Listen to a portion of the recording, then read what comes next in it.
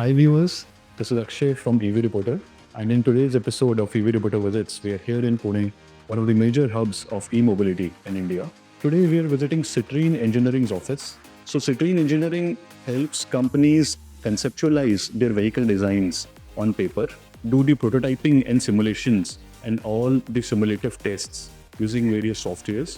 And not just that, they help build a drivable prototype of the vehicles for the OEMs. Today, we are here to see how electric buses are designed and modeled and how an electric bus prototype is made. We will see all of that in today's episode. So let's go and meet the Citroen team. So we have with us Milind Kulkarni, who is the founder and managing director at Citroen. And we also have Aditya Deshpande with us, who's the Tech 2 Marketing Director. So Milind, can you begin by telling us a brief overview of your services that you have for e-mobility? So we are a product development company. We work with most of the OEMs for electric vehicle development, let it be passenger car segment or commercial vehicle segment.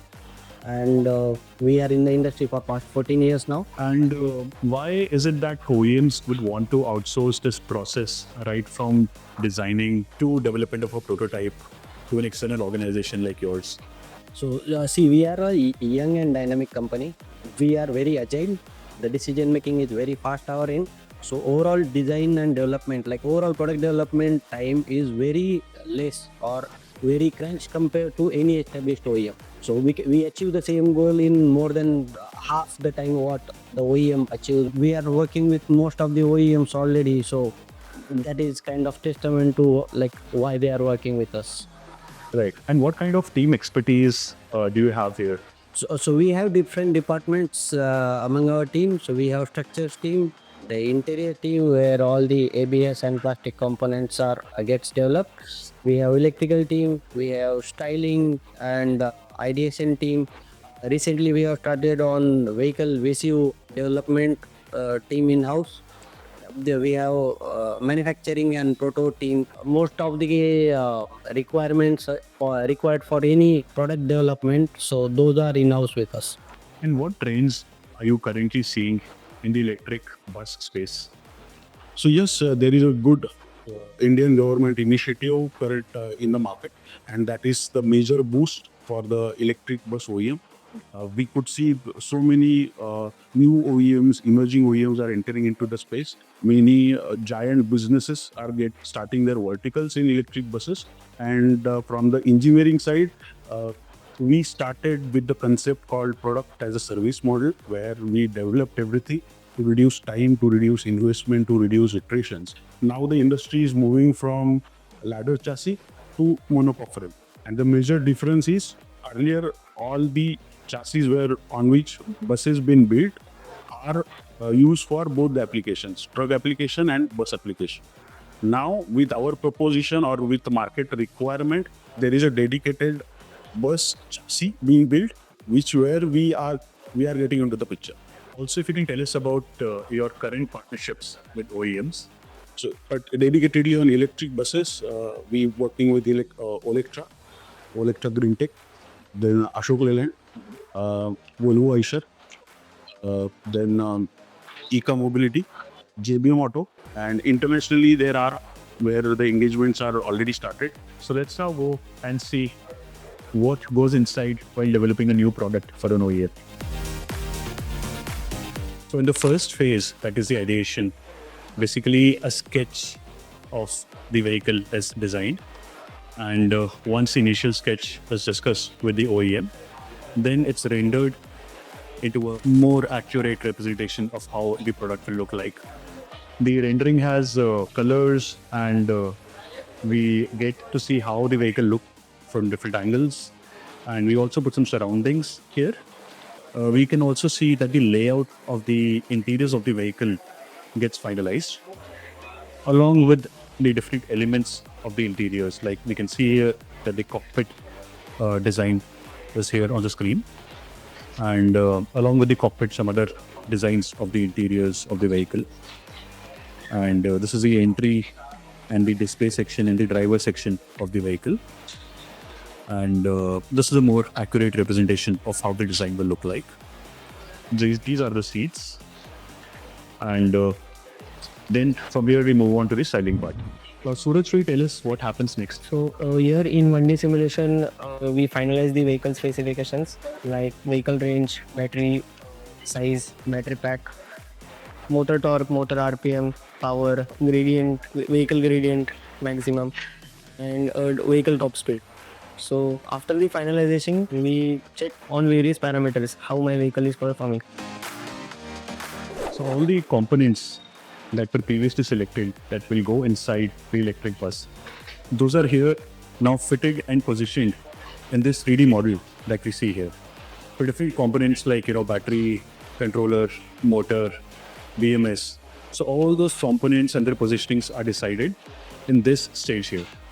So this is a 3D model of the electric bus, as you can see. As per our regulatory needs, we made some styling data, as well as after selection of a component, we have prepared one boundary box, and in our boundary box we have packaged all data and positioning all data in as per design constraint. So here we test the vehicle under different circumstances to check the strength and durability of the vehicle. In this dynamic test, conducted as per AIC norms, the vehicle's rollover and its impact on the structure are analyzed. The next test is the urban bus test, where Ctrine examines the vehicle's center of gravity and its performance under bump conditions. Another key test is conducted on the seat, known as the H1-H2 crash test, which evaluates the structural behavior of the seat under crash conditions. The durability test on the armrest calculates the component's lifespan, while the Fampric light fitting test ensures both durability and crashworthiness. Additionally, multi-body dynamic simulations are performed to analyze the vehicle's suspension and steering systems, focusing on their performance and reliability. So here we are able to see how by testing the vehicle under different circumstances in a simulated environment, we can ensure the safety of the passengers and the safety of the bus as well. All these tests, otherwise which would have been performed on a vehicle after production, we are able to do all these tests before itself. And this results in huge cost saving, time and effort saving on part of the OEM. As a last step to enable the OEM or the manufacturer of the vehicle to go ahead and manufacture the parts or source the various components, the manufacturing drawings are released and provided to the OEM. And this is the final step in the process. This is the facility where Ctrine actually goes ahead and develops a drivable prototype. Here we will go inside and we will see some of those components that go inside those electric vehicles. Let's have a look. So Milind, can you explain us what these components are? So these are axles used for electric buses. Now this is the rear axle, this is the air suspension axle, so that you get a smoother ride. That is the front one. So in India usually we have rigid axle configuration for front axle. That for international project we use independent suspension. It is good to have independent suspension in terms of to have a better ride quality. These are the international brands. We have imported them from Germany, and we work with most of the MNCs so that we can cater international projects. So both of these are right now procured for our ongoing prototype activity. All right. So actually these are welding fixtures. So based on our every time whatever design we make, based on that we build these welding fixtures. These are different, almost 8 to 10 fixtures we build for different body parts like LH structure, roof, floor, and that's how we build our monocoque structure. Though look simple, this welding table serves a lot of purpose because in prototyping we have to build many custom build welding products, so we use it for that. Whenever we design product, our focus is usually on safety and comfort of the occupants. So this is the driver seat. It is a 3-point seat belt seat with air suspension, so that it is very comfortable for driver. These are some of the electrical components. This is motor controller unit, the power distribution box. So this motor controller plays a crucial role in optimization of the energy consumption for motors. Right. So most of these batteries, what we use are DC in nature. Right. But there are some components which needs AC power to be operated. Now this is also very important feature because nowadays, like car, you get all the controls for your mobile, the volume control, all those on your steering wheels. So now this is a traction cooling system because as you know, in UVs temperature plays an important role, and we have to keep all the components cool enough to work in their optimum range. Okay, this is a traction motor. Yeah, so you can consider in conventional words, it's the engine of the electric bus, Right. and it drives our electric bus. These are aluminum rims, lightweight in nature with high strength. Even the tires are EV tires, so those are specifically made for electric vehicles. So what's different about EV tires? So EVs being silent in nature, even the small noise, say tire, it's not very pleasant to hear. Right. So these are low noise tires used for electric bus. These are mounts used to damp the vibration coming on the body. This is the controller. This is a camera-based driver monitoring system which monitor driver continuously while driving, and it helps a lot in avoiding the crash and properly monitor the driver. This is our gear shifter. This is the navigation audio mic. Now these are the accelerator and brake pedals. They communicate over CAN in the vehicle. So CAN is something similar to LAN network what we use in the computers. This is tilt and telescopic steering wheel. Earlier it used to come in the cars only. Now with the latest EV buses you get to adjust steering as well.